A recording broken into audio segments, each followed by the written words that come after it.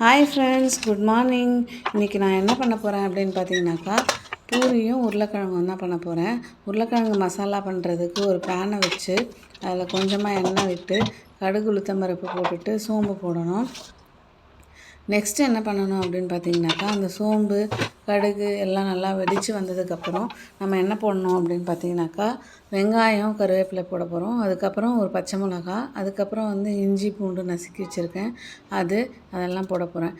ஆக்சுவலாக இன்றைக்கி என் பொண்ணுக்கு லீவு ஸ்கூலு.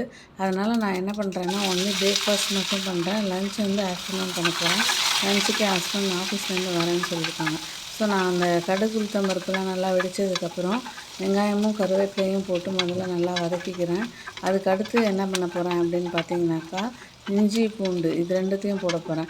இப்போ வெங்காயம் நல்லா வதங்கிகிட்ருக்கு. டெய்லி இட்லி தோசை அது மாதிரி சாப்பிட்டுட்டே இருக்கிறதால போர் அடிக்க ஆரம்பிச்சிருது இல்லையா எல்லாருக்குமே. அதனால் என்ன பண்ணுறோம் அப்படின்னா, டிஃப்ரெண்ட் ஐட்டம்ஸை சமைக்கிறோம். ஸோ நான் இன்றைக்கி என்ன செலக்ட் பண்ணியிருக்கேன்னா, பூரி செலக்ட் பண்ணியிருக்கேன். ஸோ ஒரு பச்சை மிளகாவை போட்டேன். அதுக்கடுத்து என்ன பண்ணேன்னா, ஒரு தக்காளியை ஃபைனாக சாப் பண்ணி அதையும் போட்டுக்கிட்டேன். இந்த தக்காளி நல்லா வதங்கி வர வரைக்கும் நம்ம என்ன பண்ணணும்னா நல்லா வதக்கணும். இதில் இப்போ நான் மஞ்சத்தூள் போட்டிருக்கேன். அதுக்கப்புறம் உப்பு போடுறேன், கொஞ்சம் போட்டு நல்லா ஸ்மாஷ் பண்ணி வதக்க விடணும். அதுக்கப்புறம் என்ன பண்ணணும் அப்படின்னு பார்த்தீங்கன்னாக்கா, தேவையான அளவு தண்ணியை ஊற்றி அதுக்கு தேவையான உப்பையும் போட்டு அந்த மசாலாவெல்லாம் நல்லா வேகிற வரைக்கும் கொதிக்க விடணும். அது கொதித்ததுக்கப்புறம் என்ன பண்ணணும் அப்படின்னாக்கா, உருளைக்கிழங்க ஒரு 4 உருளைக்கிழங்க நான் நடுவில் 2ஆக கட் பண்ணி குக்கரில் போட்டு வச்சுருக்கேன். 3 விசில் வச்சு நிறுத்தி வச்சுருக்கேன். அதை ஸ்மாஷ் பண்ணி வச்சுருக்கேன். அதை இதில் போடணும். இப்போ என்ன பண்ண போகிறோம் அப்படின்னு பார்த்தீங்கன்னாக்கா, தண்ணி ஊற்ற போகிறோம். இது நல்லா வதங்கிடுச்சு. ஸோ தண்ணி ஊற்றி தேவையான அளவு உப்பு போட போகிறேன்.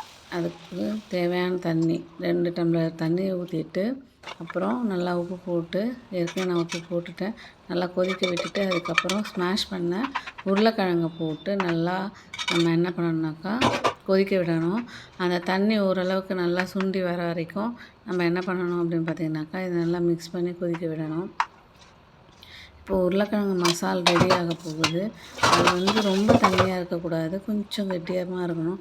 ரொம்ப தண்ணியாகவும் இல்லாமல் ரொம்ப கெட்டியாகவும் இல்லாமல் நடுவு ஸ்டேஜில் இருக்கிறப்ப நிறுத்திடணும். இப்போ நிறைய தண்ணி இருக்குது, அதை கொதிக்க விட்டு வேக விடணும் உருளைக்கிழங்கு. ஏற்கனவே உருளைக்கிழங்கு வெந்து தான் இருக்குது. அந்த மசாலாலாம் அந்த உருளைக்கிழங்கோடு சேர்கிறதுக்கு தான் இந்த தண்ணியை ஊற்றி இதை கொதிக்க விடுறது. ஸோ அப்போ இந்த மசாலாலாம் என்ன ஆகும் அப்படின்னு பார்த்தீங்கன்னாக்கா, அந்த உருளைக்கிழங்குக்குள்ளே நல்லா சேர்ந்து வரும்.